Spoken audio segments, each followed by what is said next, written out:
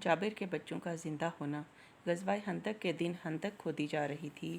حضرت جابر رضی اللہ نے جب رسول اللہ صلی اللہ علیہ وآلہ وسلم کے چہرہ یکتس پر بھوک کے آثار دیکھے تو گھر جا کر ایک بکری کا بچہ ذبح کیا تاکہ حضور کی دعوت کر سکیں۔ اس گوشت سے کھانا تیار کیا جانے لگا۔ حضرت جابر حضور اور ان کے اصحاب کو دعوت دینے چلے گئے۔ ادھر حضرت جابر کے بڑے بچے نے اپنے چھوٹے بھائی سے کہا، آؤ تمہیں بتاؤں کہ ابا جان نے بکری کے بچے کو کیسے ذبح کیا۔ بڑے نے چھوٹے کو لٹا کر ذبح کر دیا، پھر خوف سے بھاگا تو چھت سے گر کر مر گیا۔ حضرت جابر کی بیوی نے دونوں لاشیں کمرے میں چھپا دیں۔ تھوڑی دیر بعد نبی صلی اللہ علیہ وآلہ وسلم اپنے اصحاب کے ساتھ تشریف فرما ہوئے۔ جب کھانا لگا تو آپ نے فرمایا، اے جابر اپنے بچوں کو بلاؤ، ہم ان کے ساتھ کھانا کھائیں گے۔ حضرت جابر نے عرض کی، آپ کھانا شروع فرمائیں، بچے باہر کھیل رہے ہیں۔ نبی صلی اللہ علیہ وآلہ وسلم نے 3 مرتبہ اصرار فرمایا۔ حضرت جابر کی آنکھوں میں آنسو جاری ہو گئے۔